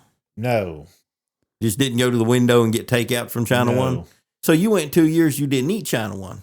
So when you got back to it again, it didn't seem the same anymore. No, I mean, I went there. I was like, man, this is pretty good. I go back the next time and go, what the hell's going on? The flavors was off. Things didn't taste as good as they did. Ooh, I'd wait a couple more months, go back again. It's like, oh, well, it's a lot better this time. But then I'd go back again. Then there was twice I went back and I was like, oh, this shit sucks. I mean, it seems to me pretty consistent. I wished it was. Like I said, I used to. I mean, the green beans to me, the old lady and the kid used to live there. I love the pineapple shrimp. Tastes the same. They don't have the crab legs anymore, which I never ate those anyway. Well, I don't feel like dying, so. Well, yeah, you probably don't need to try to eat those. Well, I'm allergic to shrimp. I didn't want to tempt fate with the crab legs. Now, since we're on the subject, completely and different I animal. know that me and you both hit Golden Corral just within the last few days, what did you think about it? It was not bad. It wasn't bad, but I think it's lost something. It's my first time eating there. Oh, you can't compare. Never mind. No. I've only ever ate at a Golden Corral, North Carolina. I've never eaten at the one here. That's the whole reason I went. That was the first time I've ever eaten there. Oh, and it's still very good. Steak was good. I didn't get the steak. What? I didn't get the steak. You're the one person I think would definitely grab a steak while they're there. I like the way I cook my steak. I don't like a lot of ways that other people cook it. And you I was just described me and steak to a T. That's why I can't get steak anywhere I go, because nobody cooks it the way I do. Well, at all. Well, the everybody lemon has enough sense not to burn one. I don't burn mine, but No, it's you want completely yours done. gray all the way through. Exactly. And you might as well just call it blasphemy. Oh no, the one I had the other day was medium rare. No, see, I See, don't. that's the way to have it. Medium rare is the only way to eat a Medium steak. rare or blue. No, it's got to be completely Don't done know on the what inside. Blue is. That is 2 minutes on each side. Throw it in your plate. I'd try it. It's not raw. They call it blue because when you cut into it, it has a blue tint to it because it's not even beginning to be cooked. That But just it's sounds still pretty disgusting. good. I'd try still it, but I pretty usually good. just go usually if I'm getting a steak, it's medium rare. The first time I ever ate anything that wasn't all the way cooked was down in North Carolina. There was a Australian guy down there eating. We was all around there eating and stuff. And he's cutting into his, and it looked like blood running out. I was like, good God, that can't be any good. Oh, this is the best way to eat one. I said, you're out of your mind. He let me try it. I have not. That's how I always eat it now. I will not eat it no other way. Ever since that first bite, it's like, this is heaven. It's tender. It's juicy. Has good flavor to it. It ain't shoe leather trying to cut it with the freaking knife and stuff. Perfect. I'm telling you, Corey, you don't know what you. If you was blindfolded and you had to choose between the two, you'll be like, "Oh, that was pretty good." Then you look down and you see what it ain't really blood, but you'll think it's blood going across. Like you'll be like, "I can't believe I like that." I don't go anywhere near raw food. It's not raw. It's raw. Blue is raw. Now, medium well done, or medium rare. See, I can handle medium well, but definitely not medium rare or anything. Worse. You ever hear the word medium well come out of my mouth when I order a steak? You beat the shit out of me. Put me in a straitjacket, take me straight over to, and admit me, because there's something seriously wrong with me. But for me, that's why it's easier just to not order steak, because it's very rare they're going to cook it right. It's either going to be undercooked or overcooked. I don't know. You can go to Fujiyama's. I think it's Fujiyama's. No, Kimono's over there in Beckley. And they will look at you. If there's 4 people sitting around and all 4 of you want steak, and you look at them and tell them, I want mine rare. All right. You will get handed your steak the same time everybody else's does, and they chose something totally different than what you did. Because it doesn't happen to me. I was like, that ain't it, like you like gray all the way through. Was not what I wanted. I guess he thought that shot of sake he gave me was going to mess me up, and I wouldn't know, but I knew it. Mm-hmm. I was upset. I never get the steak out there, so I don't know. Well, they was cooking on the grill thing, hibachi grills, and flipping shit and everything, and I wanted the steak. Little skinny that. 4 people ate there. $100-some. Mm. Oh yeah. So you're telling me you didn't get a 12-ounce? No. I would have had to auction off one of my kids to get a 12-ounce. Yeah. Maybe 2. This depends on which ones it was. If I'm out there, I usually get the chicken and vegetables or the salmon and vegetables. And then it's always with rice. Yeah. Now, I ate that out there twice. Jennifer went with me one time when we was together, and I got one of the, they call them the boxes. Then Oh, bento boxes. I'm never ate there, so I got one of those, and it was pretty good. Wasn't as good as what I see on animes, but it was still pretty good. Oh, of course not. That's like somebody over in another country trying some American food, being like, it's not as good as what I saw on the TV show I was watching. It's like, well, of course not. It wasn't here in America. Yeah, but I mean, it was still pretty good. Well then, Mm-hmm. anything else before we close the show? Nothing I got. That's all I got.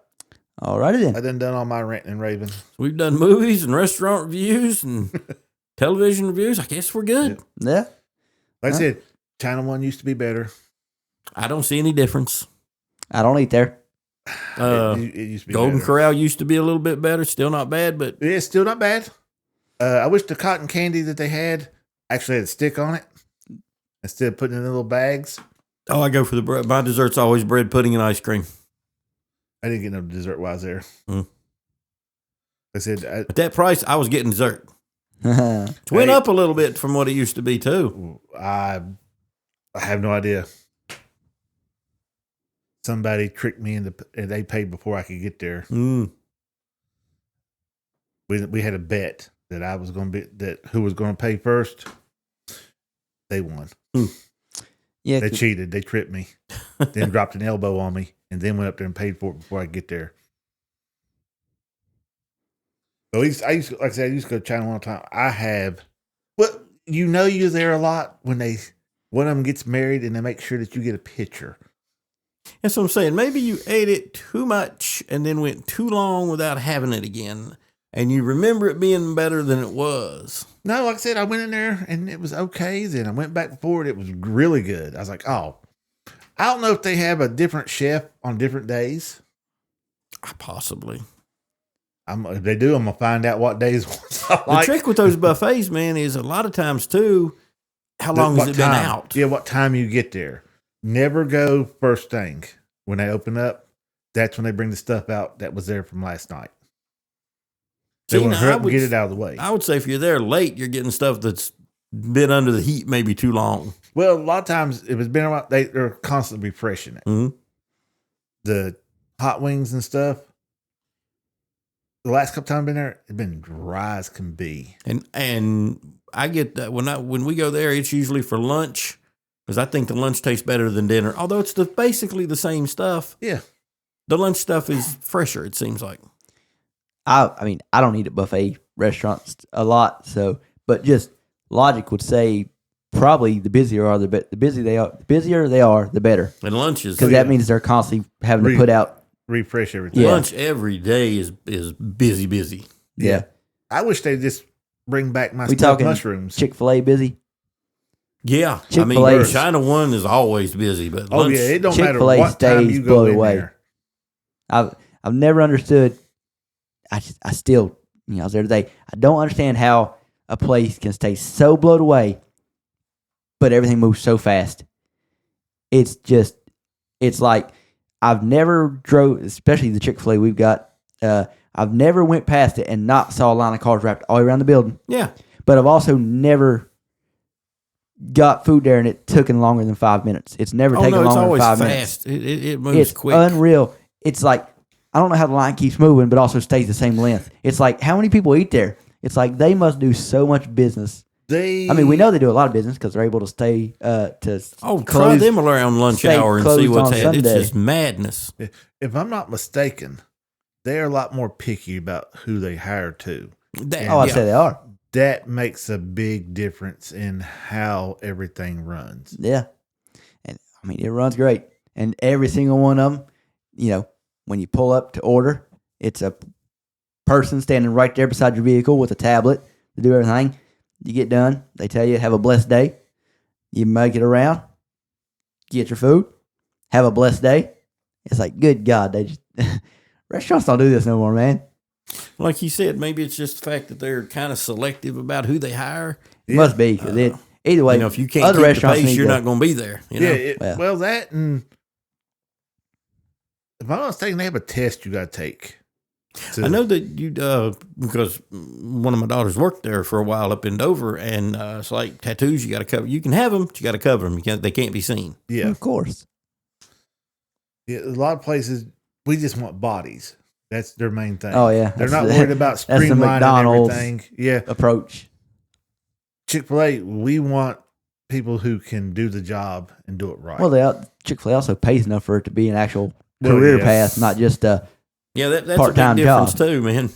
I mean, when you go by the McDonald's and it has a sign stating "We pay every day," oh God, not like every Friday, they pay out at the end of every day. That is bad. That is bad. I don't want paid at the end of every day because I'd never be able to pay none of my bills. Yeah. Well, that lets me know real quick that you got people that don't even make it a whole week or ain't even trying to make it a whole week. They just want paid right now. Well, it's like DoorDashers nowadays. They literally, you get paid. You can get paid whenever you want. Once you have money built up in there, cash out. Boom, that's your money. Crazy. And people $200-$300 a day. Just not a full day's work. Sitting at home, no, don't want that. Don't want. Oh, that one looks like it'd be good. Click on it, pick up the food, take it over there. $20-$30 tip.